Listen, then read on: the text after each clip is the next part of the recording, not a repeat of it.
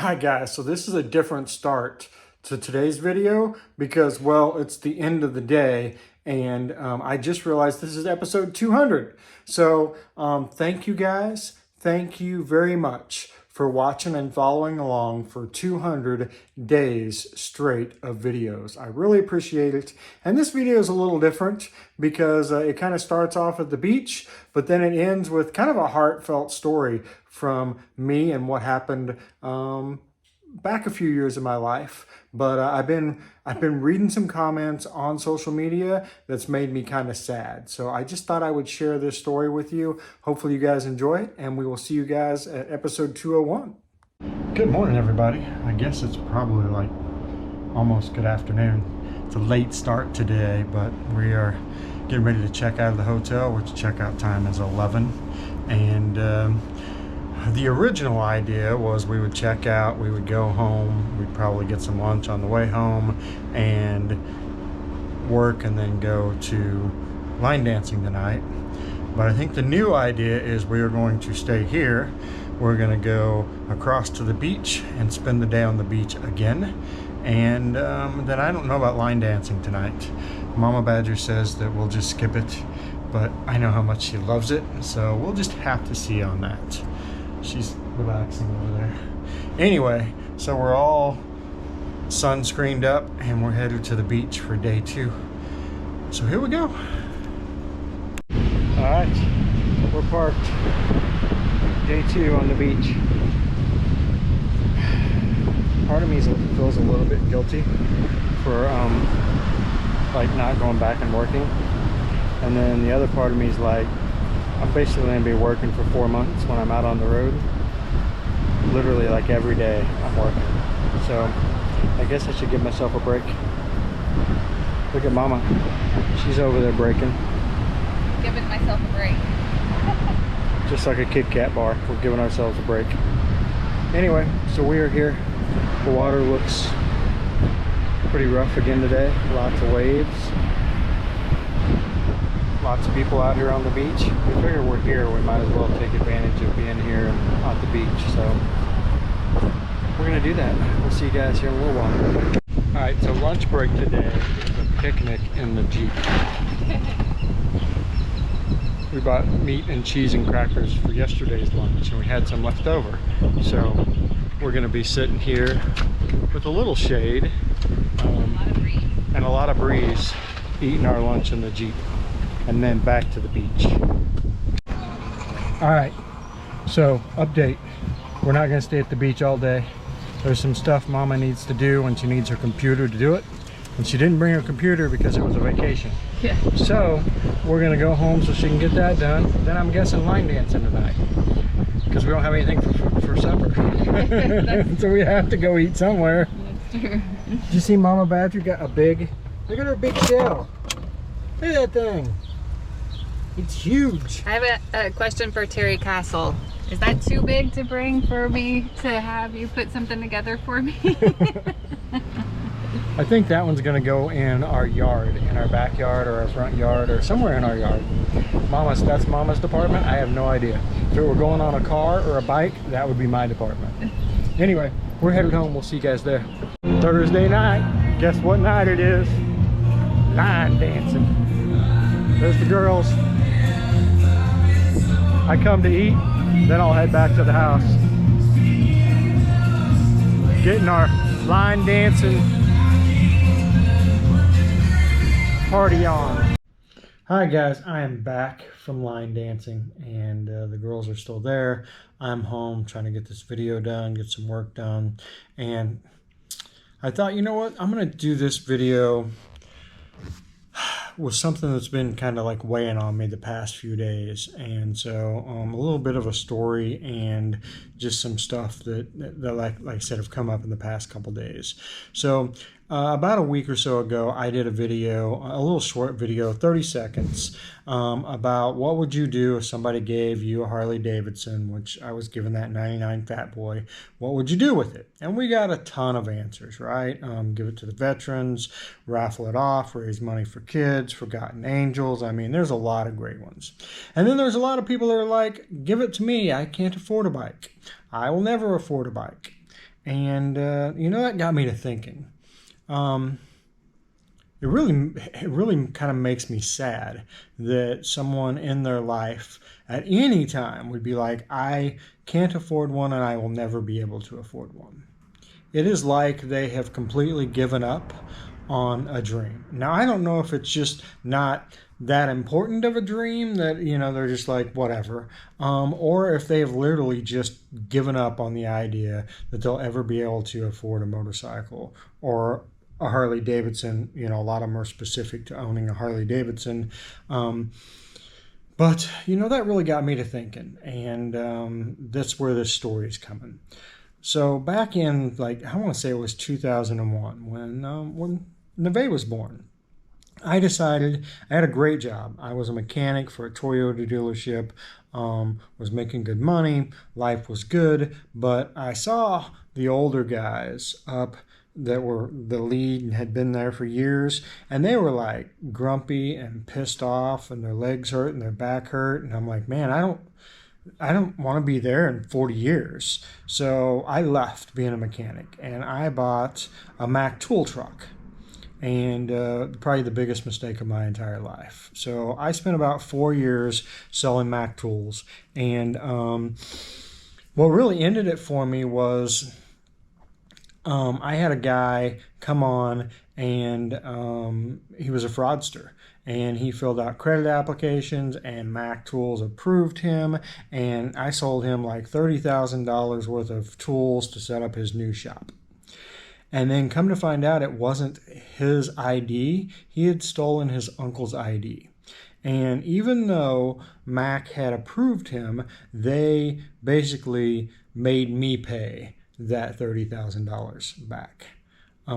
So that pretty much took me out. I mean, I don't tell this story much because it was like a really, really bad point in my life. So that ended up creating me kind of spiraling. Like I felt like a complete and total failure. I mean, I had never failed at anything in my life.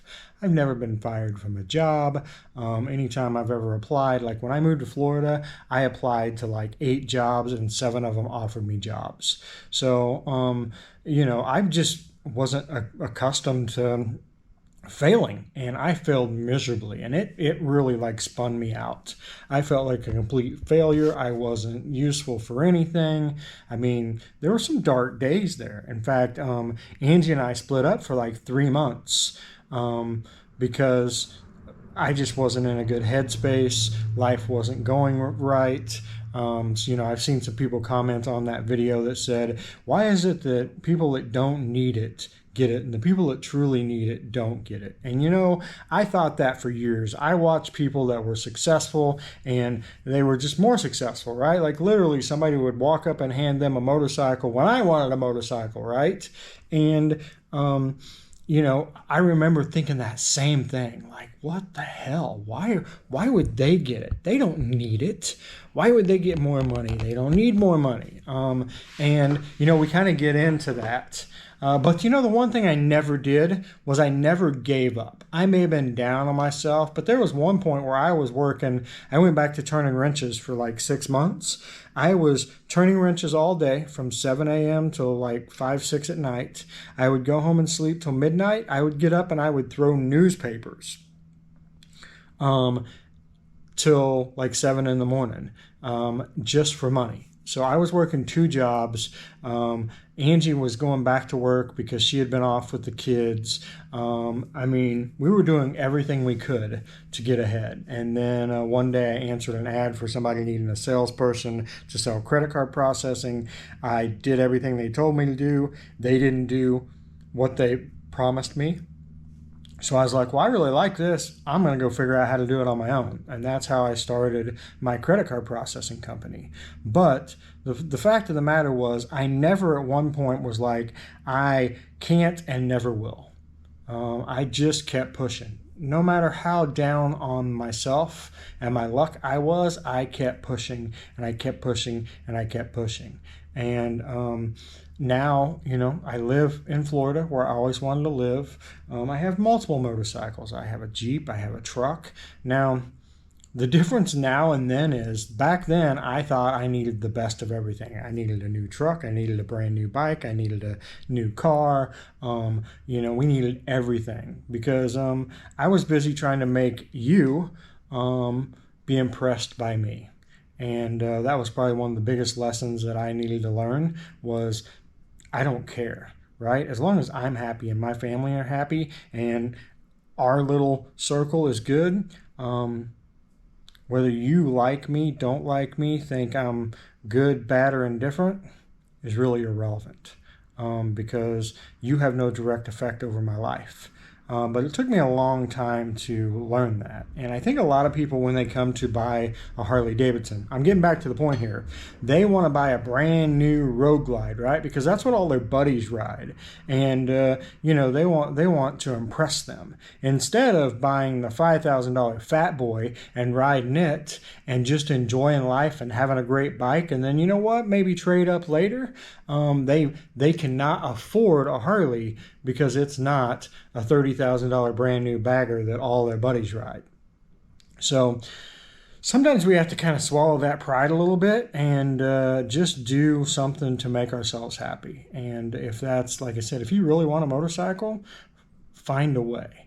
There's a million ways to make extra money with the internet. I mean, literally, it's floating around out there. You can be an Amsoil dealer. You can make t-shirts, sell t-shirts. You can become an Amazon reseller and sell Amazon stuff. You can make videos. I mean, there's a million things to do. Just find something and do it. I mean, just think about it. If you make $100 a week, extra money, and you put that to nothing but a new motorcycle, at the end of the year, you have $4,800, and you can buy you a Harley with that. You can buy you a Honda, Yamaha, whatever you want. But if you really want a Harley, you can buy a Harley for that. Anyway, I'm just rambling on and on. It was a thought that popped in my head, and I just wanted to share. You know, it's not like life has just been roses for everybody. We all had our ups and our downs and our ins and our outs, and we just kept fighting and finding a way. And, you know, the old adage that if there's a will, there's a way, I believe that more than anything. If there is a will, if there is something you want to do, you can do it. You just have to apply yourself, maybe work a little harder, maybe work a little longer, maybe work a little smarter, but you can do it. I mean, I never imagined in a million years I would literally be riding motorcycles for a living, but yet here I am. In fact, I didn't even realize that was something I could do 7 years ago. So it evolved, right? I was doing all from buying... All that stemmed from when I moved to Florida. I went to work for Harley. I wanted a new Street Glide, but I did the same thing. I want a Street Glide because everybody has a Street Glide, but we're like, you know what? We have enough cash to buy this Fat Boy right here. And so we bought that for cash. And I thought, I bought it at a really good deal. I'm going to flip it and buy and work my way up to a Street Glide.